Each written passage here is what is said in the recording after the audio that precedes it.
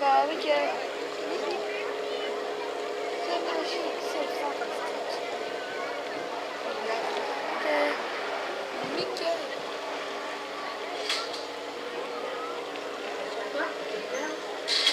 Allez, viens.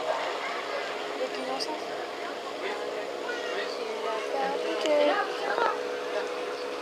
Bien, bonjour à toutes et à tous. Je vous souhaite la bienvenue pour ce premier repas des Manchots. Donc avant de faire la distribution avec Jules qui va m'aider, je vais simplement vous les présenter un peu, puisque dans le monde on rencontre 17 espèces de manchots. Et ceux qui nous accompagnent, eh bien, ce sont des manchots du Cap. Vous les retrouverez en milieu naturel au Cap de Bonne-Espérance en Afrique du Sud. Donc on les nourrit 3 fois par jour à base de poissons gras, donc là de sprat, sachant qu'ils pourraient également manger des sardines ou des anchois. Pour la distribution, celle-ci se fait de deux manières, à la main et dans le bassin.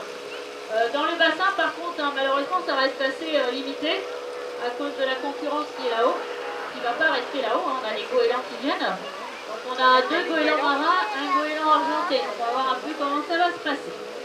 Donc c'est pas difficile. Je te donne le poisson, tu le lances dans l'eau devant eux. Allez, vas-y. Regarde. Voilà. Il y en a déjà qui... Attends, touche pas. Il y en a qui guettent. Tu fais un coup de fusil. Voilà. Il va revenir. Alors, attends. Vas-y, lance. Alors, tu sais, comme ça sera plus facile que comme ça. Regarde, Vas-y. Voilà. Alors, dans l'eau, eh bien, ce sont des oiseaux très à l'aise et assez rapides. Ils sont capables d'atteindre des pointes de vitesse d'à peu près 30 km/h. Ça sans aucune difficulté puisque leurs ailes sont complètement adaptées à la nage. Elles se sont modifiées avec l'évolution de l'espèce. Elles sont devenues plus courtes et plus plates. Du coup, ils vont réussir à nager très vite. Attends, je t'en donne d'autres près. Mais par contre, ils ne peuvent plus voler. Vas-y, je surveille le ciel. regarde. Ouais. Bien essayé. Alors, pour ce qui est de leur plumage, celui-ci est complètement imperméable. Il est recouvert par une pellicule graisseuse, c'est-à-dire une sorte d'huile fabriquée par une petite glande. Du coup, ils vont pouvoir s'en enduire et être isolés de l'eau et du froid. Ah, je l'ai eu.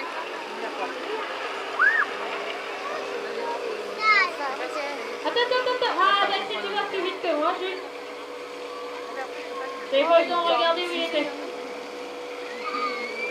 Attends, lance pas. Ne lance pas. Attends qu'il revienne, parce que si tu lances là, il n'y a pas un manchot, c'est lui qui va manger. Ouais, c'est que c'est... Vas-y, mets devant là. Voilà. C'est plus malin. Il va loin.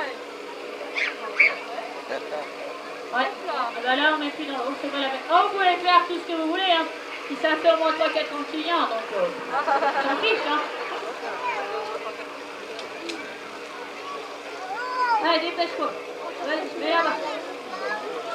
Alors, ils vont se mettre en couple vers l'âge de 3 ans, sachant qu'ici, nous avons déjà plusieurs couples avec régulièrement des naissances.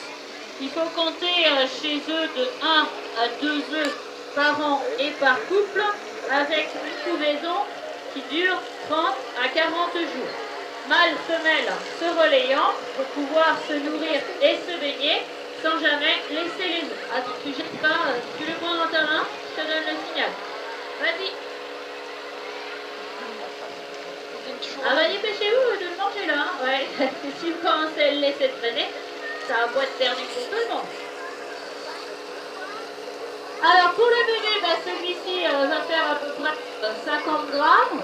Il va être autonome. Ce sont les parents qui vont nourrir le petit. Alors comment ça se passe? Bah, quand le bébé a faim, voilà, de toute façon on va arrêter d'en mettre parce que les manchots ne le prennent plus et j'ai pas envie de nourrir le goéland, c'est pas le but du jeu. Allez, va-t'en. Ouais, il l'a bien chauffé. Hein. Donc oui, le petit réclame aux parents, les parents réclament régurgite, c'est-à-dire qu'il recrache une bouillie de poisson. En 3 mois, le poussin aura sa taille adulte. Donc la taille des manchots qui sont ici, les jeunes étant marron foncé pour devenir blanc et noir vers 1 an et demi. Tu veux essayer d'en donner un celui-là? Alors je te montre comment faire. Tu ne mets pas tes doigts, hein, parce que si tu as pas l'habitude, tu peux le faire. Je sais pas quel. Si on n'enlève pas les doigts dans le moment, après, tu tiens le poisson comme ça et tu le lances au-dessus de sa tête. Vas-y. D'accord? D'accord. Encore un. Encore un.